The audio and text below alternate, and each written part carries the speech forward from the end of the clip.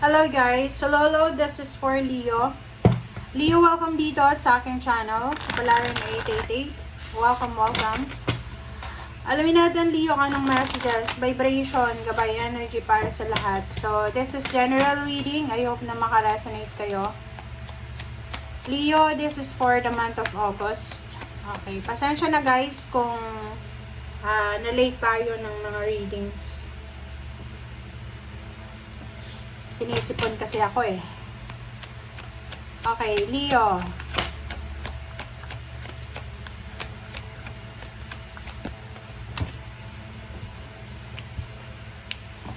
Okay, Leo.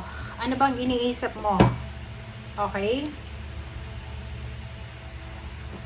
Number 46, number 10, number 5, number 22. So, ano bang inaalala mo? Kasi parang ang nakikita ko dyan sa inyo, Leo, you're thinking lalo kung lalaki kayo. Sinasabi ng barahan na you're thinking about the balance for yan. So, nag-aalala kayo para sa sarili nyo. Maybe you're thinking about your personal life or yung professional life mo. So, sinasabi ng barahan sa'yo dyan na huwag kang mag-alala. You need to be strong. You need to be courageous. Sa kung ano man yan na iniisip nyo. Okay? Paki-comment sa comment section kung anong iniisip nyo. Kasi para ang nakikita ko sa inyo dito, nag-aalala kayo. You're worried.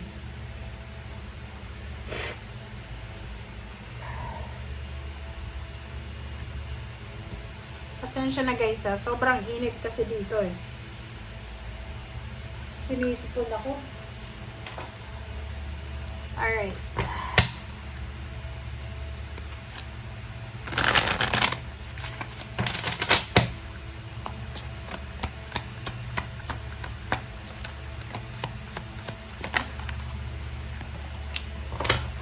Teacher, number 4.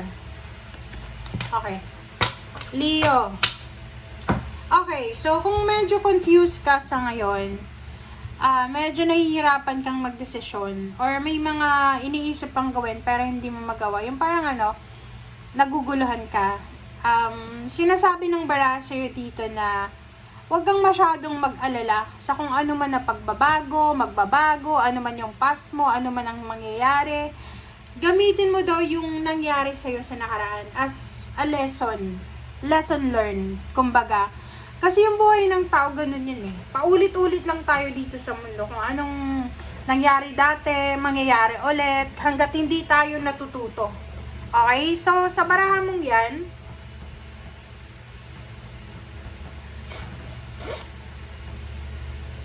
sinasabi ng baraha sa'yo, John Leo, na yung pagbabago ng buhay natin, hindi natin yan pwedeng madaliin. Okay? Huwag mong mamadaliin ang lahat.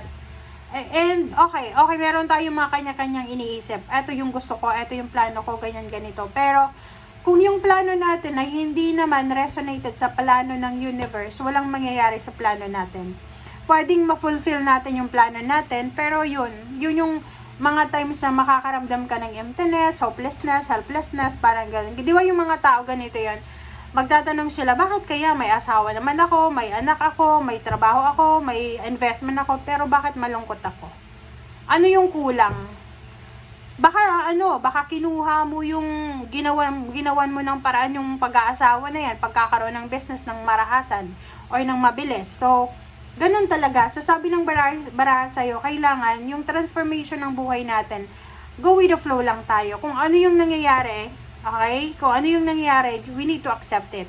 And yung mga past na nangyari sa buhay natin, wag nating sasayangin yun. Kasi kaya nga nangyari yun sa past kasi para mayroon tayong matutunan. Gamitin natin yun as lesson learned. Parang ganun.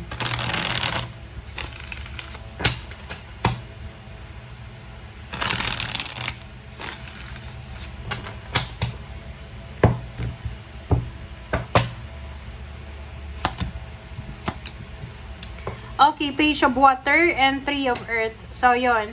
Sa nakikita ko sa'yo dito, pwedeng may gusto kang i-open na business. May plano kang mag-business. Kaso lang, ang problema, wala kang pera. Wala kang investment, pang-invest. So, sa nakikita ko sa'yo dito, maybe isang water sign or isang earth signs, Virgo, Capricorn, or Taurus, ang posibleng Gusto mong kumbaga, engganyo, how do you say it in Tagalog? Iko-convince mo siguro, okay? Iko-convince mo yung isang tao para mag-invest sa'yo. Ang sabi ng baraha sa'yo dito, nako, wag mo nang ituloy yan. Okay? Wag mo nang ituloy yan kasi hindi yan magtatagumpay. Okay? Matitigil din yan. Yung business na yan, hindi yan magtatagal. Iwasan mo daw, Leo, yung pagiging materialistic. Iwasan mo yung pagiging egoistic. Wag tayong masyadong mag-focus sa pera. Ito yung ito yung minamanifest mo. Minamanifest mo na magkaroon ng lump sum of money, ng inheritance, or yung gusto mong magkaroon ng maraming ari-arian, ma-enjoy yung buhay mo, gusto mo pagtanda mo, kontento ka, ma-enjoy mo yung luxury and independence, parang ganon. Sabi ng baraha sa'yo dito, possible daw yan. Posible kung ano man ang mga pinaplano nyo.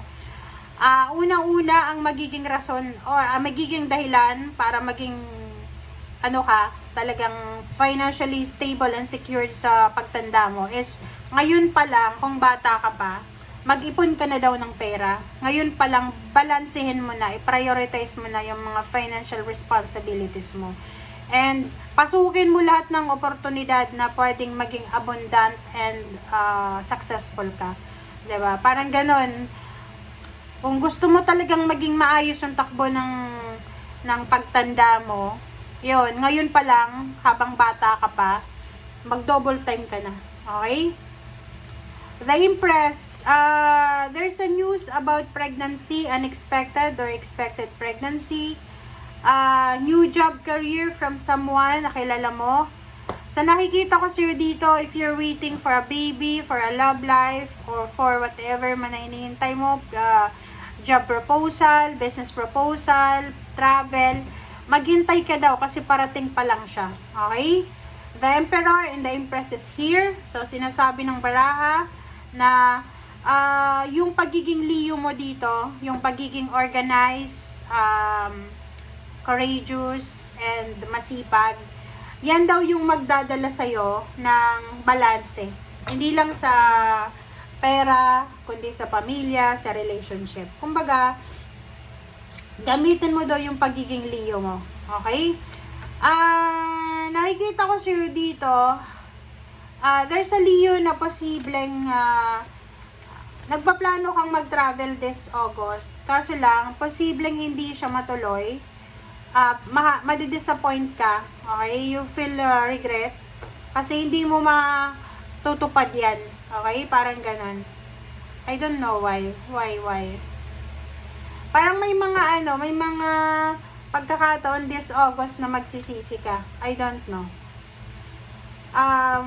It's your energy ito. So, sinasabi ng baraha sa'yo na may mga messages, information na posibleng darating sa'yo, Leo, na kailangan mong pag-isipang mabuti kasi talagang pwedeng maging rason yan. Baka magsisi ka sa bandang huli. So, ang kailangan mo this month of birth month mo to So, happy birthday, Leo. Pasensya. Yun yung kailangan mo. And kung makikita mo sa mga baraha mo, iwasan mo yung maging aggressive. Agresibo kasi yung mga fire sign. So, iwasan natin yung maging aggressive. Okay lang na maging motivated tayo. Okay lang na mataas yung pangarap natin, ganito yung mga bagay-bagay na plano natin, pero yun na nga yung sabi ng baraha sa'yo na maging aware ka, maging cautious ka sa mga consequences. Okay? Mag-iingat din tayo sa scam, sa pagnanakaw, kasi pwede kang manakawan, pwede kang ma-scam. Mag-iingat ka sa mga taong pinagkakatiwalaan mo ng kwento. And yun na nga, balance guys, balance ang kailangan mo this August. This is your birthday month, so yun, may mga pagkakataon na pwede kang mag-enjoy kasi birthday mo, pero make sure na yung lalo kung umiinom kayo ng alak, or nagpa-party kayo sa ibang lugar, be careful sa mga valuables nyo, personal things, cellphone, wallet, mga dokumento, mga IDs na yan, kasi pwede kayong masalisihan, manakawan. So, kahit sa restaurant man yan or kung saan. Okay? Thank you guys. Bye!